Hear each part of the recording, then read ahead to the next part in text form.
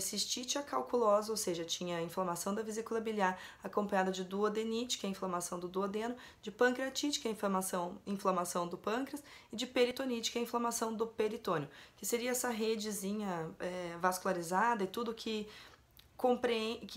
preenche o abdômen, que mantém os órgãos distantes uns dos outros e bem lubrificado. Então ele estava com pelo menos 4 tipos de inflamação dentro do abdômen, todas elas bem graves, e o que acontecia era que nos exames de sangue a nefropatia ficava evidente porque ele estava com 5 ponto alguma coisa de creatina, a ureia aumentada também, a FA aumentada, a LT aumentada, diversas enzimas ali que indicam que havia um processo agudo realmente presente, e ficou muito claro pela dor do paciente, tudo, e as alterações que a gente viu na imagem, que ele tinha esse quadro clássico aí de diversas inflamações. Eles acontecem todos ao mesmo tempo, assim, geralmente porque um órgão vai inflamando o outro pelo próprio contato. O pâncreas inflama, daí por isso acontece uma peritonite, que inflama já o sistema gastrointestinal. O pâncreas, como ele está em contato com o duodeno, inflama o duodeno também, causando uma duodenite. E como no duodeno o ducto pancreático e o ducto biliar desembocam nos cães de maneira separadinha, você acaba inflamando a vesícula biliar também. Então, um quadro assim que também é meio rotineiro, pegar esses processos inflamatórios todos juntos ao mesmo tempo num só paciente. Depois a gente passou para fezes ressecadas, que a princípio não é nada assim muito específico, é mais o paciente às vezes que é mais sedentário, que toma pouca água, mais obeso, às vezes mais velho, ele pode ter esse tipo de quadro. A gente tem que ficar de olho para ver como é que tá, se ele está fazendo cocô ou não, porque isso pode virar uma obstrução intestinal por fecaloma, que é fezes acumuladas por muito tempo, de maneira muito quantitativa, que causam grandes problemas para o paciente. A gente falou num vídeo anterior ali a respeito de um paciente que teve hérnia perineal por causa de fezes ressecadas, que ele tentou fazer tanta força para ir no banheiro que ele acabou rompendo a região perineal. Depois nós tivemos então um caso de cistite polipóide com doença intestinal inflamatória, que parece que há uma correlação entre uma alteração e outra. A doença intestinal inflamatória geralmente tem origem autoimune, e ela pode causar uma inflamação intensa na parede gastrointestinal, que tem oscilação em períodos bons e períodos ruins. Então daí a cistite polipóide é uma consequência de uma cistite crônica, você vai fazendo micropólipos na parede da bexiga ali. Então se você tem um intestino inflamado passando na volta de uma bexiga urinária, você acaba provocando uma inflamação crônica na bexiga por consequência do contato. E até o próprio processo ser autoimune, ele tem uma relação com o corpo do paciente estar muito vamos dizer, inflamado, assim, tá o tempo inteiro preparado para qualquer inflamação, ele tem uma reação absurda para aquilo. Então ele acaba fazendo essa cistite crônica ali, que tem essa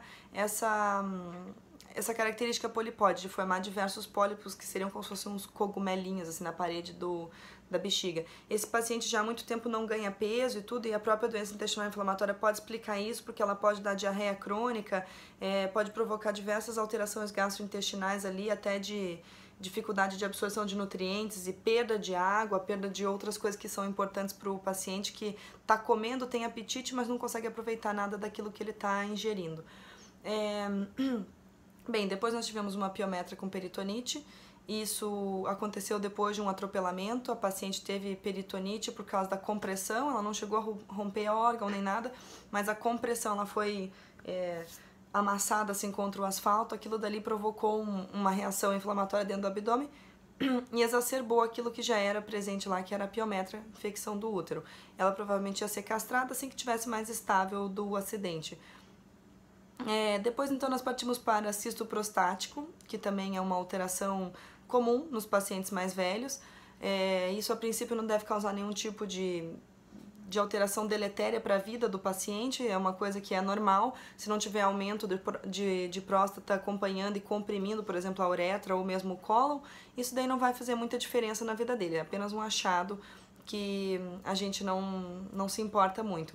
Depois nós tivemos um caso bem interessante, que foi de uma paciente com hepatite aguda e que estava fazendo hipertensão portal por conta do aumento do parênquima esplênico. A veia porta não estava tendo facilidade para retornar fazer o retorno venoso adequado, e isso fazia com que ela ficasse com os vasos abdominais extremamente dilatados, assim, e com um inchaço nos membros posteriores e tudo. Isso é uma coisa bem importante para ficar de olho, porque a hipertensão portal pode favorecer a formação de trombo, que pode favorecer, de repente, um AVC ou mesmo uma morte súbita, assim.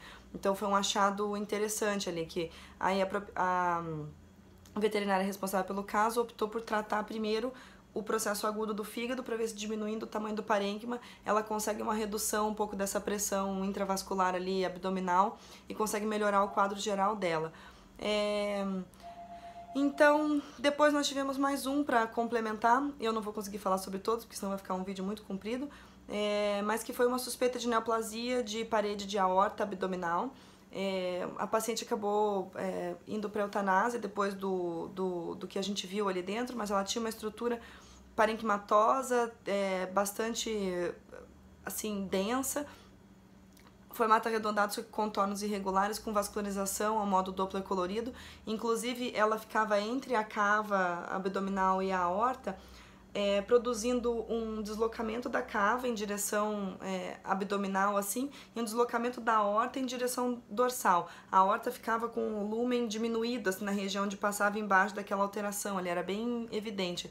Ao modo Doppler colorido, a gente conseguia ver, inclusive, que havia um shunt, ou uma comunicação aberrante entre a cava e a aorta. Então, uma situação bem assustadora. A paciente já estava apresentando sinais de encefalopatia hepática evidentes, ela tinha aumento absurdo de todas as enzimas hepáticas, então provavelmente a vascularização do próprio fígado estava muito comprometida, por isso que ela estava fazendo como se fosse sinal de shunt mesmo, que é esse tipo de alteração. Ela tinha mesmo cristais dentro da bexiga urinária, provavelmente eles eram urato de amônia, que está relacionado mesmo com shunt portosistêmico.